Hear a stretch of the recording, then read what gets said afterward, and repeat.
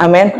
Apapun yang kita minta dengan kehendak Tuhan, yakin Anda percaya, itu akan ada dalam hidup kita. Amin. Dan seturut kehendak Tuhan. Puji Tuhan. Pada malam hari ini kita akan merenungkan firman Tuhan lagi. Bagaimana akhir-akhir ini, seperti di sosial media, banyak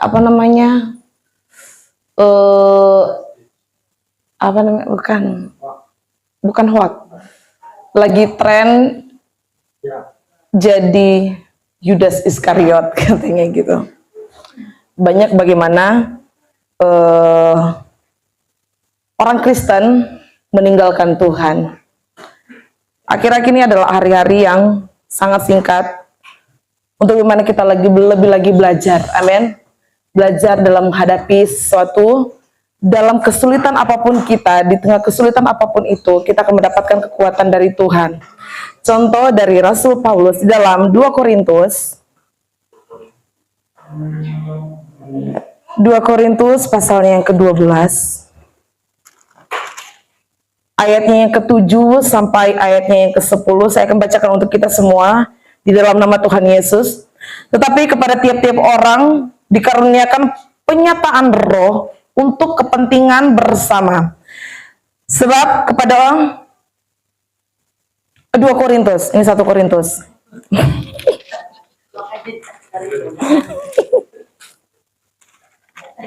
Sampai bingung saya. Nah, 2 Korintus pasal yang ke-12 ayat yang ke-7. Dan supaya aku jangan meninggikan diri karena penyataan-penyataan yang luar biasa itu, maka aku diberi suatu duri di dalam dagingku, yaitu seorang utusan iblis untuk menggocok aku. Supaya aku jangan meninggikan diri tentang hal itu, aku sudah 3 kali berseru kepada Tuhan, supaya utusan iblis itu mundur daripadaku. Tetapi jawab Tuhan kepadaku, cukuplah kasih karuniaku bagimu, sebab justru dalam kelemahanlah kuasaku menjadi sempurna. Sebab itu terlebih suka aku bermegah atas kelemahanku, supaya kuasa Kristus turun menaungi aku. Karena itu aku senang dan rela di dalam kelemahan, di dalam siksaan, di dalam kesukaran, di dalam penganiayaan dan kesesakan oleh karena Kristus. Sebab jika aku lemah, maka aku kuat. Firman ini, renungan ini saya sudah pernah sampaikan pada waktu Gafrayut tahun lalu berarti. Nah, tapi tidak mengapa untuk bagaimana kita saling menguatkan. Amin. Dalam kita mengiring akan Tuhan, dalam kita menjadi anak Tuhan, banyak seringkali yang namanya kegalauan dalam hidup kita. Amin. Karena itu adalah proses dari Tuhan untuk saya dan saudara, untuk menjadikan kita lebih kuat lagi dalam mengiring akan Tuhan. Tidak sedikit rintangan yang kita hadapi yang membuat kita lemah. Amin. Pendeta saja bisa lemah, apalagi kita masih sejemaat biasa. Tapi di sini sama-sama kita menguatkan untuk bagaimana kita menjadi kuat dalam kesulitan apapun, dalam proses apapun itu. Seringkali membuat kehidupan kita itu merasa aku ditinggalkan, padahal tidak pernah ditinggalkan oleh Tuhan, melainkan kita yang meninggalkan Tuhan. Karena apa? Karena pemikiran kita, fokus kita hanya di permasalahan. Nah, di sini Rasul Paulus mengingatkan setiap kehidupan kita dalam kita melayani pekerjaan Tuhan, tidak sedikit rintangan yang akan kita hadapi. Salah satunya adalah tentang yang namanya sombong rohani. Amin. Sombong rohani, misalnya contoh di dalam pelayanan itu selalu dipercayakan yang namanya contoh, tidak ada di sini. Amin. Misalnya dalam perkara yang namanya tukang doa syafaat, bukan tukang, menjadi pendoa syafaat. Karena sudah merasa, aku ini kan pendoa, udah inilah aku, gitu ya. Ini contoh yang namanya sombong rohani. Tetapi di sini Rasul Paulus mengingatkan setiap kehidupan saya pribadi dan untuk kita semua, untuk bagaimana kita jangan meninggikan diri. Amin. Nah, maka dari itu, setiap kehidupan kita, Tuhan mempercayakan yang namanya suatu proses, Tuhan mempercayakan yang namanya suatu pergumulan agar supaya apa? Kita tetap menjadi orang yang rendah hati. Kita tidak menjadi orang yang tinggi hati, melainkan kita tahu batasan dalam melayani pekerjaan Tuhan. Kita tahu batasan dalam melayani pekerjaan bahwa kemuliaan itu hanya untuk Dia. Kemuliaan itu hanya untuk Dia. Hanya untuk Yesus saja.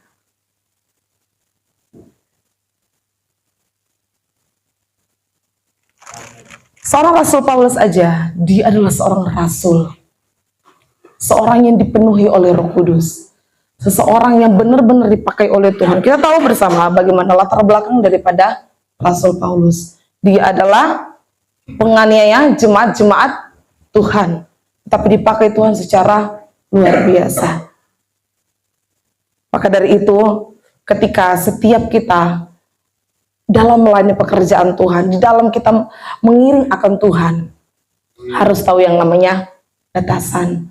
Amin. Karena kemuliaan itu hanya dari Dia saja, hanya untuk Dia. Nah, di dalam ayatnya yang ke-7 bagian B, maka aku diberi suatu duri di dalam dagingku, yaitu seorang utusan iblis untuk menggocok aku, supaya aku jangan meninggikan diri. Di dalam suatu komunitas, sudah pasti ada salah satu, atau mungkin teman kita, atau mungkin salah satu pelayan kita, diizinkan Tuhan untuk memproses kehidupan kita. Amin. Untuk apa? Dengan tujuan Tuhan agar supaya kita tidak di dalam zona yang namanya zona nyaman. Nah, proses itu adalah untuk bagaimana kita tahu batasan, tahu yang namanya rendah hati, tahu yang namanya bahwa kemuliaan itu hanya untuk Dia saja. Kemuliaan itu hanya untuk Tuhan saja, bukan untuk diri kita sendiri.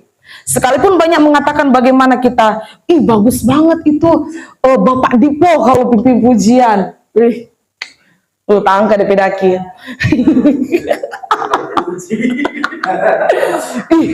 Kalau misalnya Bung Dedi kalau foto-foto, cakep-cakep gitu kan.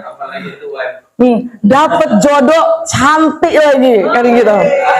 Melainkan ketika kita dipuji oleh setiap sesama kita, setiap sesama pelayan kita, kita harus tetap merendah, bukan gitu ya.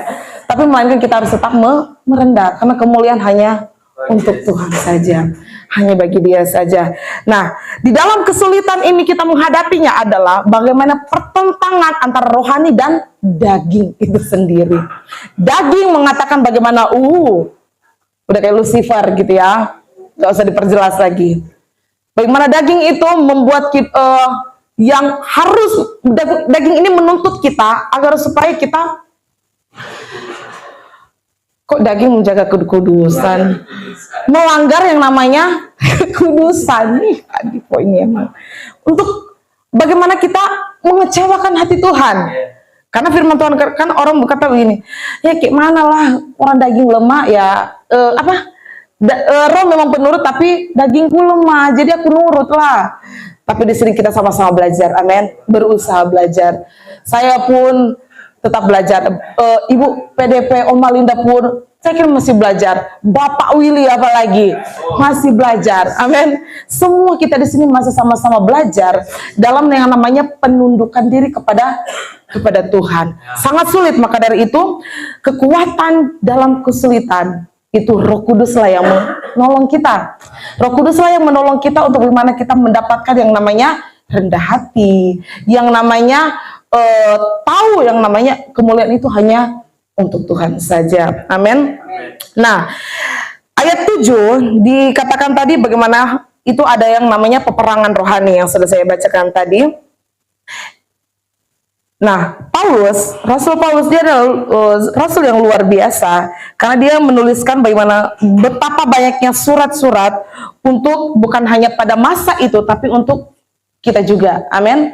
Untuk kita juga bagaimana kita tahu bagaimana perjalanan daripada Rasul Paulus ini luar biasa dalam dia mendirikan gereja, dalam dia memenangkan jiwa itu gak bisa dikatakan lagi lah luar biasanya Rasul Paulus ini yang dipakai oleh Tuhan. Nah, di sini yang kita mau belajar Rasul Paulus ini adalah, mampukah kita bertahan di dalam kesulitan itu? Tidak sedikit tentang Rasul Paulus pada saat itu dia alami masuk keluar penjara, apalagi dia dibelenggu, dia pada zaman itu penghukuman itu benar-benar menyiksa. Bagaimana kita melihat, tetap Rasul Paulus, tetap dia sangat bersemangat dalam melayani pekerjaan Tuhan. Sehingga banyak orang yang bertobat demi kemuliaan nama Tuhan, amin. Nah, di sini kita harus bertahan di dalam kesulitan apapun itu. Bertahan di dalam yang namanya duri di dalam daging kita. Duri dalam daging itu bukan hanya kesulitan dalam kita melayani pekerjaan Tuhan, tetapi duri dalam daging itu adalah daging peperangan kita antara kerohanian kita dan daging itu sendiri. Amin. Nah, di sini tetaplah kita tetap dalam batasan daripada naungan Tuhan, karena terkadang Tuhan mengizinkan problem dalam hidup kita itu untuk terus mengingatkan kita bagaimana kita terus tetap maju di dalam melayani pekerjaan Tuhan. Kita melihat seperti saya bilang tadi, banyak orang Kristen ya, bukan anak Tuhan. Orang Kristen mundur. Karena apa? Dia tidak pernah mengandalkan akan Tuhan. Dia mengatakan bahwa dirinya Kristen, tapi dia tidak mengenal yang namanya Yesus itu sendiri. Iya, Kristen KTP. Di dalam 1 Petrus pasal yang kelima,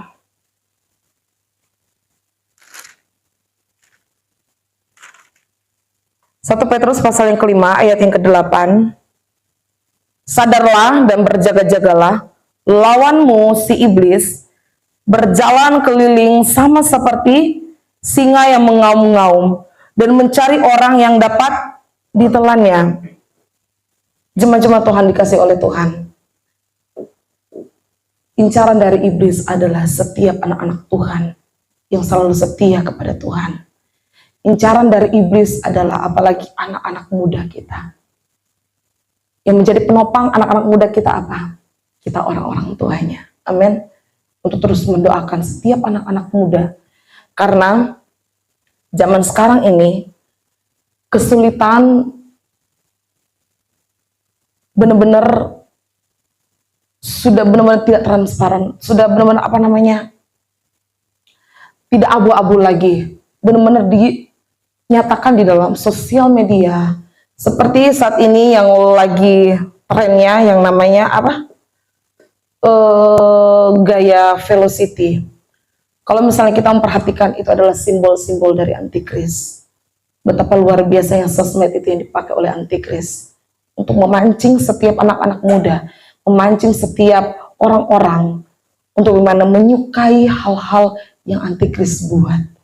Tapi di sini menjadi pergumulan kita harus menjadi orang tua mendoakan agar supaya setiap anak-anak generasi pemuda kita, generasi spirit kita tetap terus dalam naungan Tuhan. Amin. Tetap terus dalam Roh Kudus, tetap terus di dalam dipagari oleh malaikat-malaikat surgawi, dan biarlah terus Roh Kudus ada dalam kehidupan setiap anak pemuda kita dan setiap kita semua. Amin. Nah, maka dari itu firman Tuhan mengatakan bagaimana kita harus berjaga-jaga. Berjaga-jaga itu dalam hal apa? Di dalam kehidupan kita harus ada yang namanya persekutuan doa. Amin. Kita terus tetap berdoa, sekalipun banyak rintangan menghadapi kita, sekalipun banyak tantangan menghadapi kita. Doa ini adalah penting. Doa ini adalah benteng agar supaya kita terus dalam lingkupnya Tuhan. Haleluya. Doa adalah benteng agar supaya kita tetap terus dipagari oleh Tuhan itu sendiri. Doa adalah benteng agar supaya kita tidak terlengser.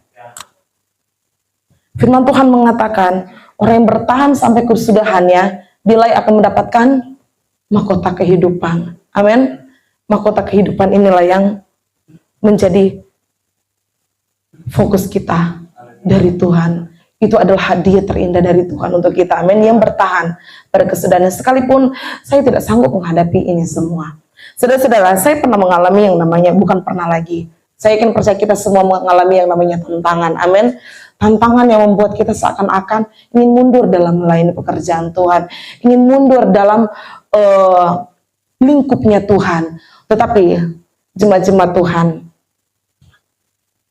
ketika kita tidak pernah berdoa lagi, yang akan kita pikirkan adalah mundur. Tapi kita terus tetap berdoa kepada Tuhan, yang kita pikirkan apa? Maju. Sekalipun tantangan itu di depan kita, sekalipun tantangan duri dalam daging itu menggocok kita, tetapi di dalam firman Tuhan mengatakan di dalam 2 Korintus tadi, ketika kita dalam keadaan lemah, disitulah kita menjadi kuat. Haleluya. Dalam keadaan apapun kita akan menjadi kuat ketika kita terus tetap pemikiran kita di dalam Kristus Yesus. Haleluya. Nah, di sini dikatakan di sini, tetapi jawab Tuhan padaku, cukuplah kasih karuniaku bagimu, sebab justru dalam kelemahanlah kuasaku menjadi sempurna. Sebab itu terlebih suka aku bermegah atas kelemahanku, supaya kuasa Kristus turun menaungi aku. Luar biasa Tuhan kita itu, amin. Ketika dalam keadaan lemah, Tuhan mengingatkan kita lagi untuk kita terus tetap menjadi kuat. Haleluya. Untuk kita terus tetap menjadi orang yang seperti contohnya atlet pelari. Tujuan dia harus mencapai garis finish. Yang dilakukan adalah apa? Dia terus berlari. Sekalipun banyak lawannya yang ada di belakang dia, di samping kiri kanan dia, tapi dia terus berlari karena patokan dia adalah garis finish. Sekalipun dia merasakan yang namanya lelah, mungkin sudah tidak sanggup lagi berlari, tapi karena pikiran dia adalah garis finish, dia harus menjadi juara. Dia tetap terus tidak memikirkan apa yang ada yang dia alami pada saat itu. Begitu juga kita, sekalipun banyak tantangan dalam kehidupan kita, kesulitan yang kita hadapi saat ini, mungkin kesulitan dalam perekonomian, mungkin kesulitan di dalam